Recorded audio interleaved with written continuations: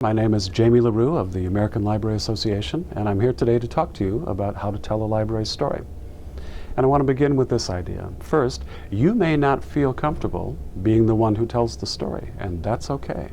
One of the most powerful ways to do this is to go out into the community and find someone who is a good speaker, already respected and not associated with the library. Go and invite that person to say, we have a script for you, and the script is available on the ALA.org website. And we want you to practice this and give it to a group of people that will arrange for you. Could be Rotary, could be a political group, could be an education group, could be a library book club. Typically, someone who's a good speaker likes to give talks. And prepared with the script, they're all set to do that. Caden was 3 years old, a very, very smart little boy. And like a lot of smart 3-year-old boys, he went through a phase where he started to stutter, not at all uncommon. And typically for boys, typically at about that age, and it's just because the brain goes faster than the tongue, it takes a while to get things synchronized. Typically, that's not a problem. You read to your children, you rhyme with them, you sing songs with them, but mostly you're just patient, and the phase passes. But Caden's father was a jerk. And every time Caden would stutter, his father would stutter with him. He would say your name again, Caden, and he would laugh. Well, this went on for 2 years, after which time the mother decided the father was abusive in other ways and she got rid of him. But by then, Caden had a problem. He stuttered badly. But Caden was so smart. He was part of the 1% of the human race who taught himself to read. His mother brought him to the library all the time, and one day when she was at the library, Caden looked over and saw a little girl reading to a dog. The dog's name was Max. He was a retired greyhound. Retired because on his very first day, he burst out of the gate, ran down the track, saw, stopped, smelled, and watered the roses. This ended his racing career. But he was then adopted by a childless couple who then discovered Max adored children. So they had him trained as a service animal, and he came to the library where children would read to him. So the little girl gets up and walks away, and Caden grabs his book, goes over, sits down, and begins to read. And at first everything is fine, and Max looked very interested. But then, Caden got stuck, and he could no longer read. And as his mother watched in anguish, and Caden got more and more frustrated, half angry, half upset, he lifted his head and stared at the dog, and Max, radiating love and patience, put out his paw and just patted Caden on the forearm. Caden took a breath, and he started again. Now, I am not saying that all of Caden's problems disappeared in that moment.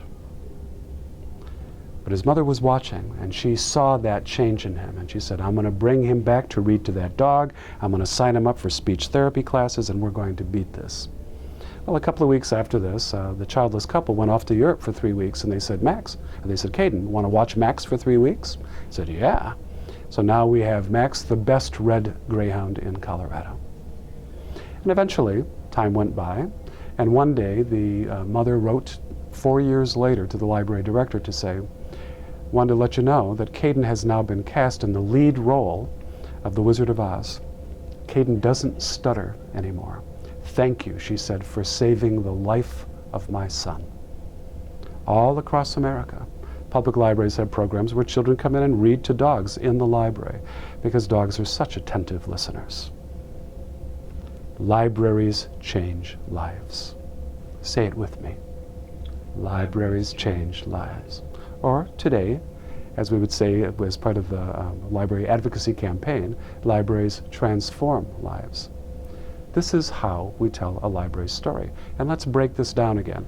How does it begin? Give me a real person. Not just a situation. Not we serve teenagers, we serve senior citizens, we serve children. Caden was 3 years old. Specific. Then give me a problem. That's the hook of the story. Caden stutters. That's the issue, and that's what gets you emotionally invested in this story. Then introduce library as supporting character, not the main character. Library, what do we do to intervene, to assist with this? We have a program where you come and you read to dogs. And then give me one fact to ground the story, so I know you're not just making it up. And if I say, Many, many libraries around the country provide programs for dogs. I say, yeah, okay, that's reasonable. I believe that.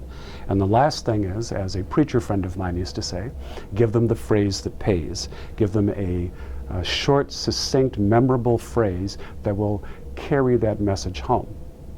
And so note again that this is the process through which we don't just keep people entertained, we're establishing a message of value, and we're doing it in a way that changes people's minds, not by pummeling them with facts, which is the library tendency.